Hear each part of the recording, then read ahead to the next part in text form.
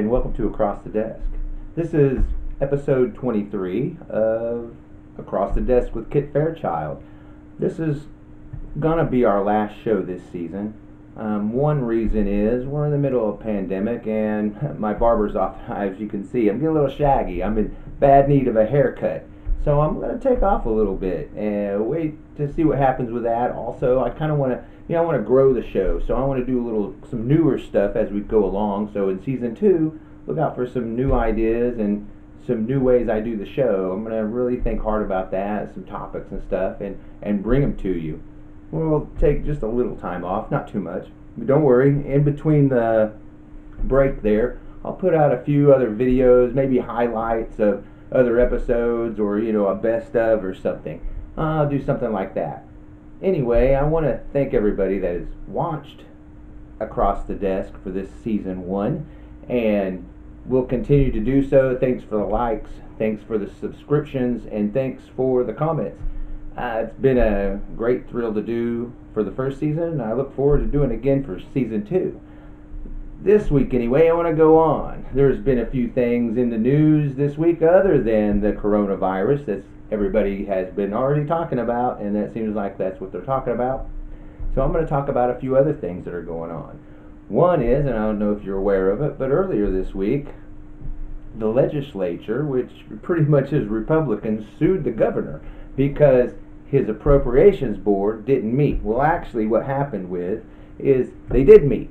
But there's a bill in there, and he doesn't want it to get any funding. So what the deal is, this bill, it's Bill 199, Senate Bill 199. Now, there's a provision in there that he wanted for himself, a little pet project, $250,000, but in this bill, this funding bill, it didn't get added in. So on April 6th, the legislature presented Governor Stitt with 3 bills: Senate Bill 1053, Senate Bill 617, and Senate Bill 199. Now these are COVID virus relief bills for the citizens of the state of Oklahoma. They sent these in to Governor Stitt to sign. He signed 2 of them, didn't sign the other one.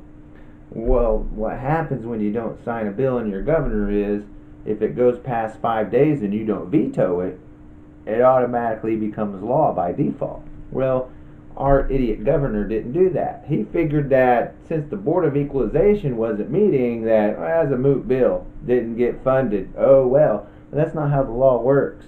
How the law works is he actually has to veto that, or sign it, or not sign it, right? So he didn't sign it, it automatically becomes law. And now Governor Stitt, in a little fit of hissiness, is refusing to convene the Board of Equalization so that they can get funding for Senate Bill 199, because what they need to do, even though it becomes law automatically, until the Board of Equalization meets, they have to declare a revenue failure in order for it to be funded. So Governor Stitt's refusing to do that, and the deal is it's mandatory that this board meets. It's not a suggestion. It's not just at his whim. It's mandatory that they meet, if at all, just administratively, to do whatever they need to do.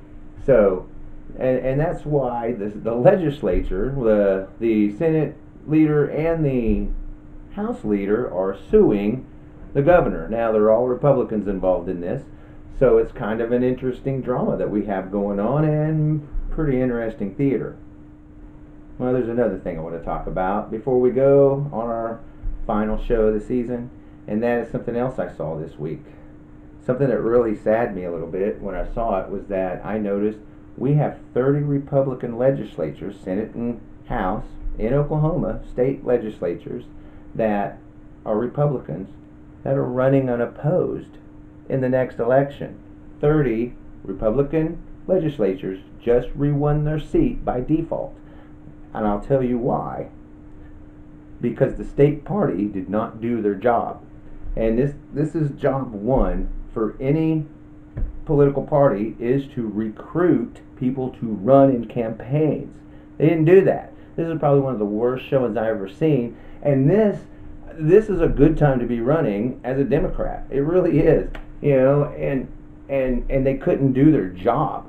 I don't understand that. I don't understand how they got into that leadership. I don't understand how everybody else around them didn't realize that this wasn't their job.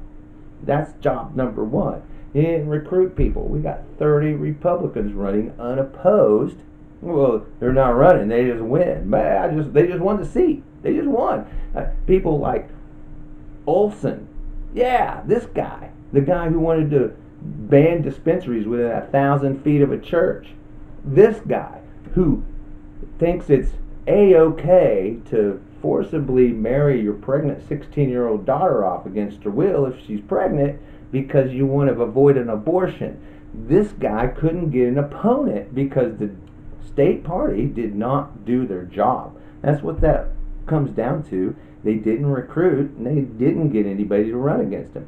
People like this guy, Nathan Dom, come on, man, this guy's a total clown. You couldn't get somebody to run against him, and he's in Broken Arrow. This is a nice little metropolitan area, and someplace you gotta have somebody running against.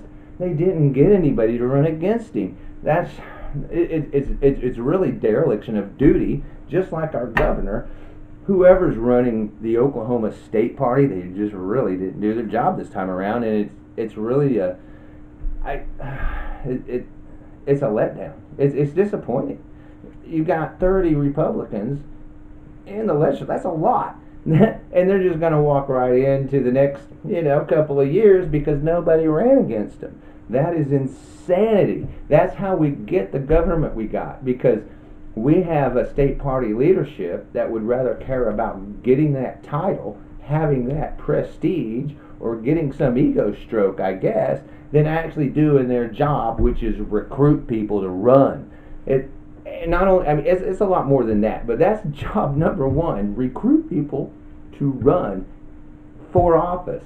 That's a main part of the job, other than organizing people to volunteer, knock doors, whatever else they can for the campaigns. And they just didn't do that. Well, that's going to be my show for the season here, season 1, episode 23, I think. And I would really like to thank everybody again. Stop by, watching the show, sending up the, engagement, clicking on the likes, and everything else, subscribing to the channel. I really appreciate that. I hope everybody stays safe out there during this virus pandemic that we're going through right now, that we're all going through. And we'll see you here again in another month or two. And I'll just retool the show and we'll see what happens. So be on the lookout for, little snippets that I'll put out here and there while we're on break. Best of show, maybe with some good zingers that I got if I can find them. And I really appreciate it. I will still keep doing this. I look forward to coming back for season 2. Thank you. This is Across the Desk with Kit Fairchild. We'll see you next season.